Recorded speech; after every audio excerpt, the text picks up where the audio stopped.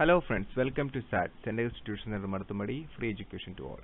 Please subscribe to our YouTube channel for new updated videos and also visit centerinstitution.blogspot.in. നമ്മൾ പഠിക്കാൻ പോകുന്നത് chemistry speed revision chapter 3 periodic table part 3.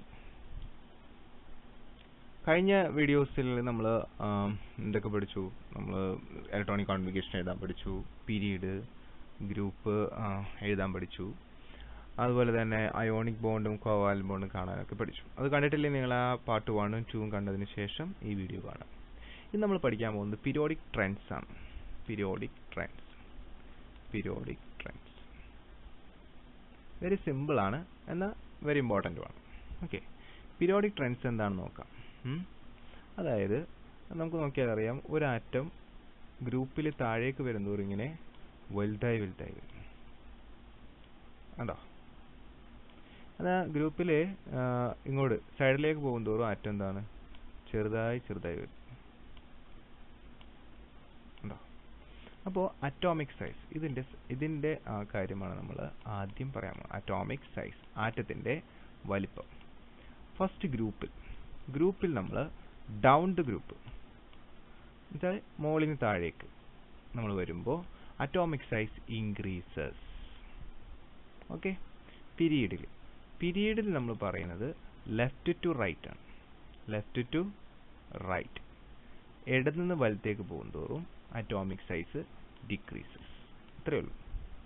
അപ്പോൾ atomic size, ആറ്റത്തിൻ്റെ വലിപ്പം എങ്ങനെയാണ്? ഗ്രൂപ്പിൽ താഴേക്ക് വരുന്തോറും ആറ്റത്തിൻ്റെ വലിപ്പം കൂടുന്നു. പീരീഡിൽ ഇടതു നിന്ന് വലത്തേക്ക് പോകുന്തോറും ആറ്റത്തിൻ്റെ വലിപ്പം കുറയുന്നു. അതിന് കാരണം ഗ്രൂപ്പിൽ താഴേക്ക് വരുന്തോറും ഷെല്ലുകളുടെ എണ്ണം കൂടുന്നത് കൊണ്ടാണ് എന്ത് ചെയ്യുന്നത്? വലിപ്പം കൂടുന്നത്. ഇനി ഇടത്തുനിന്ന് വലത്തേക്ക് പോകുന്തോറും വലിപ്പം കുറയാൻ കാരണം ന്യൂക്ലിയസിന്റെ ചാർജ് ഇൻക്രീസ് ചെയ്യുന്നതുകൊണ്ടാണ്. ഷെല്ലുകളുടെ എണ്ണം ഇവിടെ വർദ്ധിക്കുന്നില്ല. Okay, clear? അപ്പോൾ അറ്റോമിക് സൈസ് നമ്മൾ പഠിച്ചു. ഇത് തന്നെയാണ്, ഇതേ ട്രെൻഡ് തന്നെയാണ്, ഇത് സെയിം ആൻസർ തന്നെയാണ് നമുക്ക് ഇലക്ട്രോ പോസിറ്റിവിറ്റിക്കും ഉള്ളത്. അതാണ് ഏറ്റവും വലിയ പ്രത്യേകത, ഇലക്ട്രോ പോസിറ്റിവിറ്റി. എന്താണ് ഇലക്ട്രോ പോസിറ്റിവിറ്റി? ഒരു ആറ്റത്തിന്, ഒരു എലമെന്റിന് ഇലക്ട്രോണിനെ വിട്ടുകൊടുക്കുവാനുള്ള കഴിവ്. It is the tendency to lose electron അല്ലെങ്കിൽ ഡൊണേറ്റ് ഇലക്ട്രോൺ. മനസ്സിലായോ? സോ ഇലക്ട്രോ പോസിറ്റിവിറ്റി അതെങ്ങനെയാണെന്ന് വെച്ച് കഴിഞ്ഞാൽ അത് അറ്റോമിക് സൈസിനെ പോലെ തന്നെയാണ് ട്രെൻഡ് കാണിക്കുന്നത്. അതായത് മുകളിൽ നിന്ന് താഴേക്ക് വരുന്തോറും electro positivity increases. So this is same as electro positivity. Similarly പീരീഡിൽ left to right electro positivity decreases. നോടി പറയാം സാറ്, ഇലക്ട്രോ പോസിറ്റിവിറ്റി എന്ന് പറഞ്ഞാൽ ഇലക്ട്രോണിനെ വിട്ടുകൊടുക്കാനുള്ള കഴിവ്. അത് ഏറ്റവും ലാസ്റ്റ് കിടക്കുന്ന ആറ്റത്തിനായിരിക്കും. കാരണം ഇവർ ന്യൂക്ലിയസിൽ നിന്ന് ഒരുപാട് അകലെയാണ്, അതുകൊണ്ട് സിമ്പിളായിട്ട് രാസപ്രവർത്തനത്തിൽ പങ്കെടുക്കും. പക്ഷേ ഇവിടേക്ക് വരുമ്പോൾ, മുകളിലോട്ടൊക്കെ വരുമ്പോൾ ന്യൂക്ലിയസിനോട് തൊട്ടടുത്ത് നിൽക്കുന്നതുകൊണ്ട് ന്യൂക്ലിയസുമായിട്ട് ഭയങ്കര ആകർഷണമായിരിക്കും. അതുകൊണ്ട് പെട്ടെന്ന് രാസപ്രവർത്തനത്തിലോട്ട് പങ്കെടുക്കാനായിട്ട് പറ്റില്ല. ന്യൂക്ലിയസിന്റെ ആകർഷണം വിഘടിച്ചിട്ട് വേണം രാസപ്രവർത്തനത്തിലേക്ക് പോകാൻ. അപ്പോൾ അത് പറ്റില്ല. പക്ഷേ ആ വലിപ്പം കൂടുന്തോറും ഈ ഇലക്ട്രോൺ എന്താണ് ന്യൂക്ലിയസിന് ഒരുപാട് അകലെ ആയതുകൊണ്ടും ഈ ഇലക്ട്രോണിന് മുന്നിൽ വേറെ കുറേ ഇലക്ട്രോൺസ് ഒക്കെ ഉള്ളത് കൊണ്ടും ഒരു മറയായത് നിൽക്കും. അപ്പോൾ ഈ ഏറ്റവും ലാസ്റ്റ് കിടക്കുന്ന ഇലക്ട്രോണിന് സിമ്പിളായിട്ട് എന്താണ് ഈ പറയുന്ന ആറ്റത്തിൽ നിന്ന് പുറത്തേക്ക് പോകാനായിട്ട് സാധിക്കും. അങ്ങനെ ഇത് ഈ വലിയ ആറ്റങ്ങൾ ഇലക്ട്രോണിനെ പെട്ടെന്ന് വിട്ടുകൊടുക്കും. അതുകൊണ്ട് ഇലക്ട്രോ പോസിറ്റിവിറ്റി, ഇലക്ട്രോണിനെ വിട്ടുകൊടുക്കാനുള്ള കഴിവ് മുകളിൽ നിന്ന് താഴേക്ക് വരുന്തോറും കൂടി വരും. ഇടതു നിന്ന് വലത്തേക്ക് പോകുന്നത് from left to right it is decreases. It is same as atomic size. Clear? Okay, അപ്പോൾ അറ്റോമിക് സൈസ്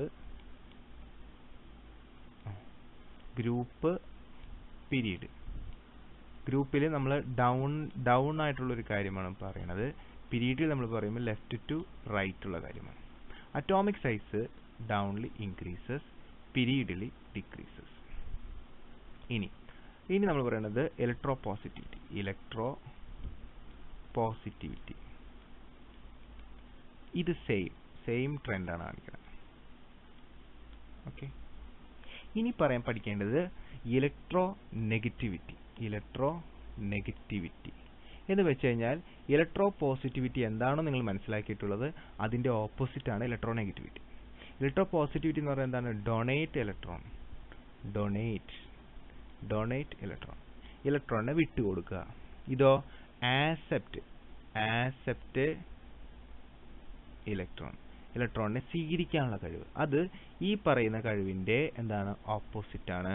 അതായത് down group decreases, left to right increases. Clear ആണോ? ഒന്നുകൂടി പറയാം. ഇലക്ട്രോ പോസിറ്റിവിറ്റി എന്ന് പറഞ്ഞാൽ ഇലക്ട്രോണിനെ വിട്ടുകൊടുക്കാനുള്ള കഴിവാണെങ്കിൽ ഇലക്ട്രോ നെഗറ്റിവിറ്റി എന്ന് പറയുന്നാൽ ഇലക്ട്രോണിനെ സ്വീകരിക്കാനുള്ള കഴിവാണ്.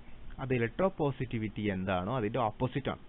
അപ്പോൾ ഇലക്ട്രോ പോസിറ്റിവിറ്റി ഡൗൺഡ് ഗ്രൂപ്പിൽ താഴേക്ക് വരുന്തോറും കൂടി വരുന്നുവെങ്കിൽ ഇലക്ട്രോ നെഗറ്റിവിറ്റി കുറഞ്ഞു വരുന്നു. ഓക്കെ. ലെഫ്റ്റ് ടു റൈറ്റ്, ഇടതുനിന്ന് വലത്തേക്ക് പോകുന്തോറും ഇലക്ട്രോ പോസിറ്റിവിറ്റി കുറഞ്ഞു വരുന്നെങ്കിൽ ഇലക്ട്രോ നെഗറ്റിവിറ്റി എന്ത് ചെയ്യും? കൂടി വരും. അതായത് പീരിയോഡിക് ടേബിളിന്റെ ഏറ്റവും റൈറ്റ് സൈഡിൽ കിടക്കുന്നവർക്കായിരിക്കും ഇലക്ട്രോ നെഗറ്റിവിറ്റി കൂടുതൽ, ഇലക്ട്രോണിനെ സ്വീകരിക്കാനുള്ള കഴിവ് കൂടുതൽ. ക്ലിയർ? അടുത്തത് അയോണൈസേഷൻ എനർജി. അയോണൈസേഷൻ എനർജി, അയോണീകരണ ഊർജ്ജം. ഏറ്റവും വലിയ രസം എന്ന് പറഞ്ഞാൽ അയോണീകരണ ഊർജ്ജം ഈ സെയിം ആസ് ഇലക്ട്രോ നെഗറ്റിവിറ്റി, അതിന്റെ ട്രെൻഡുമായിട്ട് എന്താണ് സെയിം ആണ്. അപ്പോൾ ഒരെണ്ണം പഠിച്ചാൽ മതി. കണ്ടോ? ഇലക്ട്രോ നെഗറ്റിവിറ്റി എന്ന് പറഞ്ഞാൽ അവസാനത്തെ ഷെല്ലിൽ ഇലക്ട്രോണിനെ റിമൂവ് ചെയ്യാൻ വേണ്ട എനർജി, ഒരു പ്രത്യേക എനർജി കൊടുത്താലാണ് അതിനെ പുറത്തേക്ക് എടുക്കാൻ പറ്റുള്ളൂ. ആ എനർജിനെയാണ് നമ്മൾ എന്ത് പറയുക? അയോണൈസേഷൻ എനർജി അഥവാ അയോണീകരണ ഊർജ്ജം എന്ന് പറയുന്നത്. അതിന്റെ ട്രെൻഡ് ചോദിച്ചാൽ അത് ഇലക്ട്രോ നെഗറ്റിവിറ്റിയുടെ ട്രെൻഡ് പോലെ തന്നെയാണ്. അതായത് ഗ്രൂപ്പിൽ മുകളിലും താഴേക്ക് വരുന്തോറും അയോണൈസേഷൻ എനർജി കുറഞ്ഞു മതി. അതായത് ലാസ്റ്റ് ഷെല്ലിൽ ഇലക്ട്രോണെ കൊണ്ടുപോകാൻ വളരെ എളുപ്പമല്ലേ, വലിയ ആറ്റമാണെങ്കിൽ. അതേസമയം ഗ്രൂപ്പിൽ മുകളിലെ പിരീഡിൽ left to right ionization energy കൂടുതലാവും. കാരണം ആറ്റം വളരെ ചെറുതായിരിക്കും. അപ്പോൾ ഏറ്റവും ലാസ്റ്റ് കിടക്കുന്ന ഇലക്ട്രോൺ ന്യൂക്ലിയസിന്റെ അടുത്തായിരിക്കും, നമുക്ക് പെട്ടെന്ന് കൊണ്ടുപോകാനായിട്ട് പറ്റില്ല. ഇത്രയും നമുക്ക് പഠിക്കാനുള്ളൂ, 4 എണ്ണം. ഇതിനകത്ത് ഇലക്ട്രോ പോസിറ്റിവിറ്റി ഉള്ള ആൾക്കാരൊക്കെ എന്തായിരിക്കും? മെറ്റൽസ്, ലോഹങ്ങളായിരിക്കും. ഇലക്ട്രോ നെഗറ്റീവ് ആയിട്ടുള്ള ആൾക്കാരൊക്കെ എന്തായിരിക്കും? നോൺ മെറ്റൽസ്, അലോഹങ്ങളായിരിക്കും. ഓക്കെ. അപ്പോൾ എന്താണ് ഇത് പഠിപ്പിക്കാൻ കാരണം വെച്ചാൽ ലോഹമാണോ അലോഹമാണോ എന്നൊക്കെ ചോദിക്കും നമ്മളോട്. അപ്പോൾ നമ്മൾ പറയണം ഇലക്ട്രോ പോസിറ്റിവിറ്റി നോക്കിയിട്ട് പറയണം, അല്ലെങ്കിൽ ഇലക്ട്രോ നെഗറ്റിവിറ്റി നോക്കിയിട്ട് പറയണം. ഓക്കെ. അപ്പോൾ ഒന്നുകൂടി പറയാൻ, ട്രെൻഡ് അറ്റോമിക് സൈസ്, ആറ്റത്തിന്റെ വലിപ്പം ഗ്രൂപ്പിൽ താഴേക്ക് വരുന്നതോറും കൂടി വരുന്നു, പീരീഡിൽ ലെഫ്റ്റ് ടു റൈറ്റ് കുറഞ്ഞു വരുന്നു. ഇലക്ട്രോ പോസിറ്റിവിറ്റി എന്ന് വെച്ച് കഴിഞ്ഞാൽ ഇലക്ട്രോണിനെ വിട്ടുകൊടുക്കാനുള്ള കഴിവ്, അത് ഗ്രൂപ്പിൽ എന്താണ് താഴേക്ക് വരുന്നതോറും കൂടി വരുന്നു, ലെഫ്റ്റ് ടു റൈറ്റ് പീരീഡിൽ കുറഞ്ഞു വരുന്നു. അറ്റോമിക് സൈസ് എങ്ങനെയാണ് പഠിച്ചത് അത് തന്നെയാണ് ഇലക്ട്രോ പോസിറ്റിവിറ്റിയുടെ ട്രെൻഡും. ഇപ്പോൾ പഠിച്ചതിന്റെ ഓപ്പോസിറ്റ് ആണ് ഇലക്ട്രോ നെഗറ്റിവിറ്റിയുടെ ട്രെൻഡ്. എന്താണ് ഇലക്ട്രോ നെഗറ്റിവിറ്റി? ഇലക്ട്രോണിനെ സ്വീകരിക്കാനുള്ള കഴിവാണ്. അത് ഗ്രൂപ്പിൽ താഴേക്ക് വരുന്നതോറും കുറഞ്ഞു വരുന്നു. അങ്ങനെ എഴുതാൻ കാരണം എന്താ? ഇലക്ട്രോ പോസിറ്റിവിറ്റിയുടെ ഓപ്പോസിറ്റ് ആണ് ഇലക്ട്രോ നെഗറ്റിവിറ്റി. ഓക്കെ. അപ്പോൾ പഠിക്കാൻ എളുപ്പമാണ്. കുറഞ്ഞു വരുന്നു, പീരീഡിൽ ലെഫ്റ്റ് ടു റൈറ്റ് കൂടി വരുന്നു. Ionisation energy same as electro negativity. അപ്പോൾ നമ്മൾ എന്ത് പഠിക്കും? അയോണൈസേഷൻ എനർജി എന്ന് പറഞ്ഞാൽ ഇലക്ട്രോണിനെ റിമൂവ് ചെയ്യാൻ വേണ്ട, അവസാനത്തെ ഇലക്ട്രോണിനെ റിമൂവ് ചെയ്യാൻ വേണ്ട എനർജിയാണ്. The minimum energy required to remove valence shell electrons from an atom. അപ്പോൾ അത് ഗ്രൂപ്പിൽ എന്താണ് താഴേക്ക് വരുന്തോറും കുറഞ്ഞു വരുന്നു, പീരീഡിൽ ലെഫ്റ്റ് ടു റൈറ്റ് എന്താണ് കൂടി വരുന്നു. ഓക്കെ. ഇത് വെച്ചിട്ടുള്ള നമുക്ക് ചോദ്യങ്ങൾ ചെയ്ത് നോക്കാം. അപ്പോൾ ഇന്ന് നമ്മൾ ഇത്രയുമാണ് പഠിക്കുന്നത്. Okay. Thank you. Please visit part 4. Thank you once again. Please subscribe to our YouTube channel for new updates videos. Please share and like this video.